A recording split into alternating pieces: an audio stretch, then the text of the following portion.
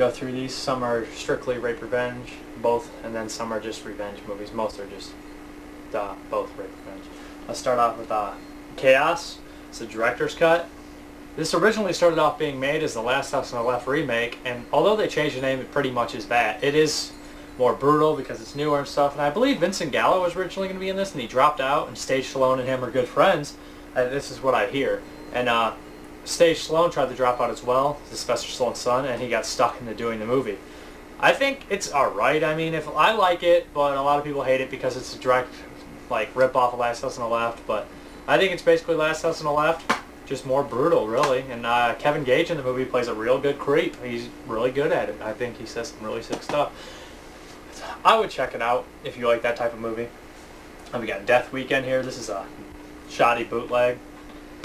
Not too good. I never watched the movie. I don't know how it is. I always wanted it, but let me know how it is, guys. Then we got Don't Mess With My Sister. I got this because it's the same director of I Spit On Your Grave. I've not watched it yet. Let me know. Then we got The Exterminator.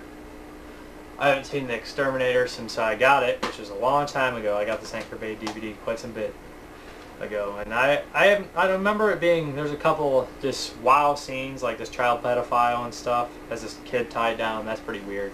But I don't remember it too well. I've actually never watched this one. I got it really, $3 at Big Lots. You can't beat that. I had the VHS, and I know it's like a woman. It's what is it? Farrah Fawcett. James Russo invades her house, and she gets revenge on him or something like that. We got Fight for Your Life, aka I Hate Your Guts, aka the movie that most politically incorrect movie that a lot of people can think of. It's actually pretty good. William Sanderson's in it, and he says these ridiculous things. It's almost like they cast a white guy, an Asian guy, and a Hispanic guy as the criminals, just so they could throw in more racial slurs than ever. And they like invade a black family's home, and they just torture them and do all sorts of stuff, and they're real religious, so you get all these different kind of racial slurs and politically incorrectness about the movie. Check it out. This is one of the best of the genres. And then Hitchhike, which stars David Hess from the Last House on the Left, House on the Edge of the Park fame. This one is just as good as those other ones. I like it a lot. Franco Nero's in it. It's got a Bond girl in it. And slight spoiler alert right here, so turn away for the next 5 seconds or so. There's a scene where a guy gets shot, a motorcycle cop with a helmet on, gets shot in the back of the head with a helmet, and all his brains fly out of the helmet. It's awesome. I recommend this one. There's House on the Edge of the Park. You know, this is like the Euro version, they say, of Last House on the Left. I like it better. Has David Hess and Giovanni Ribisi in it. And you know, I love Giovanni Ribisi. Every time you see him, you're expecting him to get butchered horribly or do something really weird or be a little whimpering guy. But I like him a lot in this one. You know, and it's a pretty good movie with David Hess and everything. Check this one out, especially if you like Last House on the Left. It may be a ripoff, but it's by one of my favorite directors. You gotta do Cannibal Holocaust. Check this one out. It's better than Last House on the Left if you ask me. That's my opinion. Because I guess Last House on the Left, which I've seen a lot, but I've never seen The Virgin Springs, which is supposedly what that ripped off. But we got I Spit on Your Grave, my ultimate favorite rape revenge movie, aka Day of the Woman. This one has like a 30-minute rape scene. Not the most disturbing rape scene I've seen or anything. That would probably be Irreversible. That's not in this section. I know it should be, but I felt to put it somewhere else. I Spit on Your Grave is highly recommended. You know what? If you listen to Joe Bob Briggs' commentary, he kind of levels it out. This movie isn't just like exploitation movie. It's also something else. Some people like to look at it as somewhat a feminist film, you know.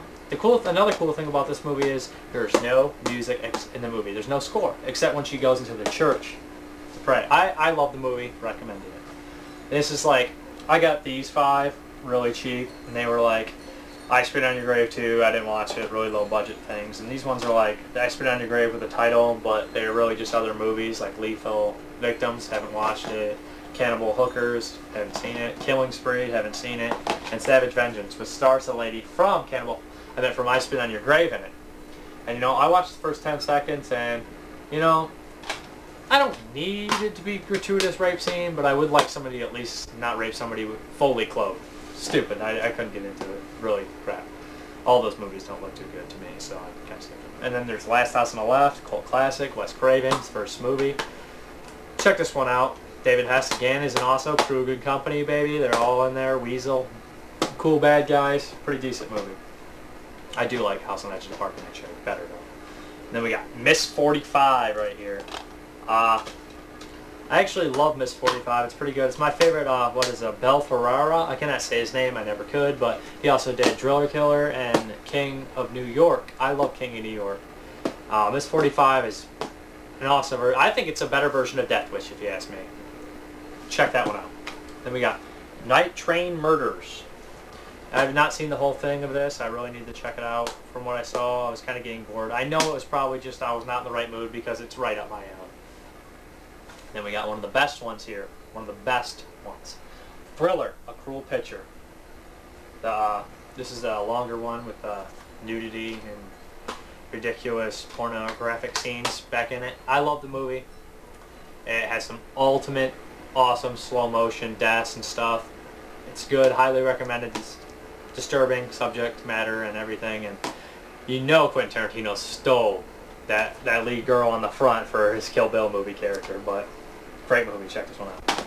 Then we got Vigilante, which is like a Death Wish type deal. You know, you gotta like Fred Williamson and Robert Foster. It's been a while since I've seen this one. I remember it being decent, but not too great or anything. But that's about it for all my videos. I think I'll do my exploitation next. Just exploitation. It's not rape revenge. Thanks, by the way. I also do have other movies, you know, that fall in these categories, but I keep them in the box sets, and I'm going to go through the box sets at the end. Thanks. Tune in next time.